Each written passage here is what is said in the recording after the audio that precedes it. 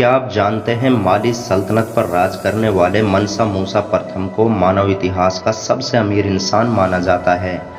मनसा मूसा का माली साम्राज्य वर्तमान में मेरिटोनिया, सेनेगल, जाम्बिया, नाइजर, चाड और नाइजीरिया तक फैला हुआ था। यहाँ तक कि माली सल्तनत की सीमाएं पश्चिम अफ्रीका से एटलांटिक महासागर और टिम्बकटू से सहारा रेगिस्तान तक फैली हुई थी। मनसा मूसा की राजधानी टिम्बकटू को देखने के लिए यूरोप तक के लोग आते थे। माली सल्तनत पर मनसा मूसा का राज 1312 ईस्वी से 1337 ईस्वी तक रहा था। ये वो समय था जब यूरोपियन देश आर्थिक मंदी के कारण गृह युद्ध की चपेट में थे। उस वक्त माली साम्राज्य का स्वर्णिम युग चल रहा था। माली साम्राज्य में उस वक्त सोने के बहुत बड़े भंडार मिल गए थे, जिस वक्त पूरी दुनिया में सोने की मांग बहुत तेजी से बढ़ रही थी। मनसा मूसा के हर सफर में सोने से लदे ऊंट साथ चलते थे, जिनको वो बांटते हुए चलता था। उनके घोड़े के आगे 500 सैनिकों का एक जत्था चलता था, जिनके हाथों में सोने की छड़ियां होती थी।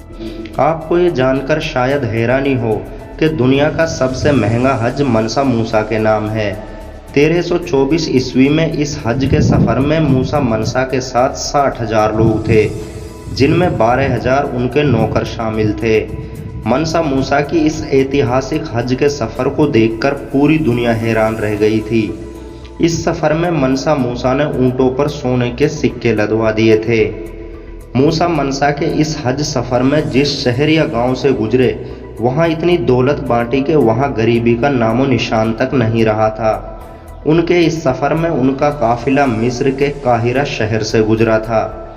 इतिहासकारों की माने तो मनसा मूसा ने काहिरा में इतनी दौलत बांटी कि वहां बहुत ज़्यादा महंगाई बढ़ गई थी। काहिरा में इस सफ़र का प्रभाव लोगों पर कई दशक तक रहा था। मनसा मूसा की दौलत का अंदाज़ा लगाना बहुत मुश्किल काम है। फिर भी हाल ही में BBC पिडगिन सेवा के अंदाजे के मुताबिक उनके पास तकरीबन 250 लाख करोड़ की प्रॉपर्टी थी, जो आज भी दुनिया के दौलतमंदों में कोई भी मुकाबले में नहीं है। बहुत कम लोग जानते होंगे कि मनसा मूसा के सिर्फ एक हज के सफ़र पर आए खर्च से कई अंबानी जैसे रईस खरीदे जा सकते थे। मनसा मूसा के हज के सफ़र में उनकी दौलत के चर्चे यूरोपियन लोगों तक पहुंचने लगे थे।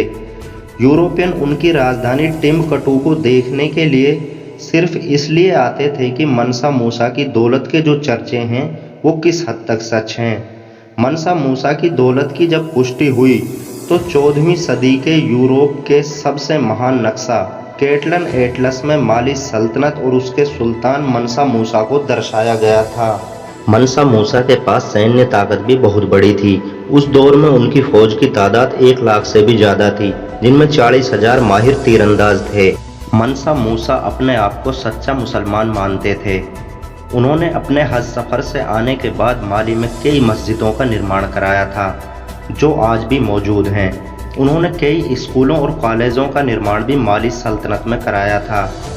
मनसा मूसा के नौकरों का रेशमी लिबास इतना बेहतरीन होता था कि उस दौर के बड़े बड़े बादशाहों को शर्म महसूस होती थी।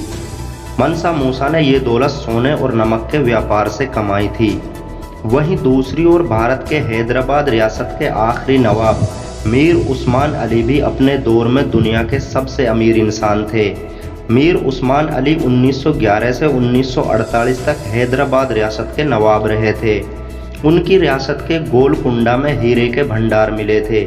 इसी हीरे के व्यापार से वो दुनिया के सबसे अमीर इंसान बन गए थे। उनकी अमीरी का अंदाज़ा इस बात से लगाया जा सकता है कि मीर उस्मान अली का खुद का बैंक था।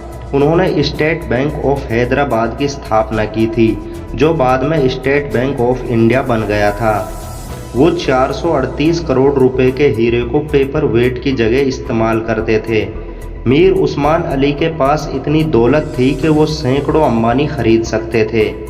बहुत कम लोग जानते होंगे कि मीर उस्मान अली को 1937 ईस्वी में टाइम मैगजीन ने कवर पेज पर जगह दी थी।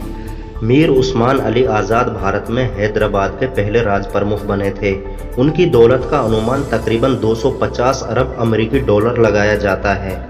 ये इतिहास में पहली बार था जब किसी भारतीय को आज़ादी से पहले ही मिलेनियर ऑफ वर्ल्ड रिकॉर्ड का खिताब दे दिया गया हो। मीर उस्मान अली भारतीय इतिहास में सबसे ज़्यादा दान देने वाले इंसान माने जाते हैं। उन्होंने 1962 में भारत चीन युद्ध में 5 टन सोना दान दिया था, जिसको लेने के लिए प्रधानमंत्री लाल बहादुर शास्त्री खुद हैदराबाद गए थे। मीर उस्मान अली ने 5 टन सोना उस वक्त दान किया था जब भारतीय फौज आर्थिक स्थिति से जूझ रही थी। इस सोने से ली गई रकम से भारत सरकार ने बारूद, तोप और सैन्य शस्त्र खरीदे थे।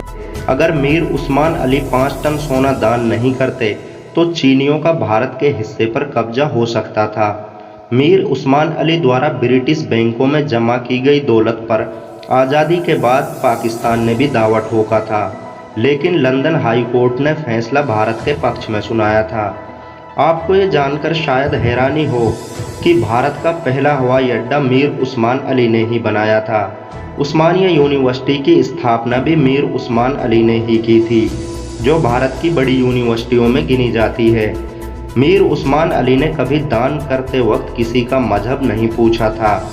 उन्होंने अलीगढ़ मुस्लिम यूनिवर्सिटी के लिए 5 लाख रुपए दान दिया था। वहीं बनारस हिंदू विश्वविद्यालय के लिए 10 लाख रुपए का दान दिया था। मीर उस्मान अली ने संविधान निर्माता डॉक्टर भीमराव अंबेडकर को 50 एकड़ जमीन दान में दी थी, जिसमें बाद में अंबेडकर ने कई स्कूल और कॉलेज बनवाए थे। मीर उस्मान अली की सादगी का अंदाज़ा इस बात से लगाया जा सकता है कि उन्होंने पूरी ज़िंदगी एक कंबल और एक टोपी में गुजार दी। ये मीर उस्मान अली की महानता का ही नतीजा था कि उनकी नमाज जनाजा में 1 करोड़ लोग शामिल हुए थे। निजाम म्यूजियम हैदराबाद के दस्तावेजों के मुताबिक ये दुनिया का सबसे बड़ा जनाजा था। अगर ये वीडियो आपको पसंद आई हो तो हमारे चैनल मिरर ऑफ वर्ल्ड को सब्सक्राइब करें, वीडियो को लाइक शेयर करें, बेल आइकॉन दबाना ना भूलें।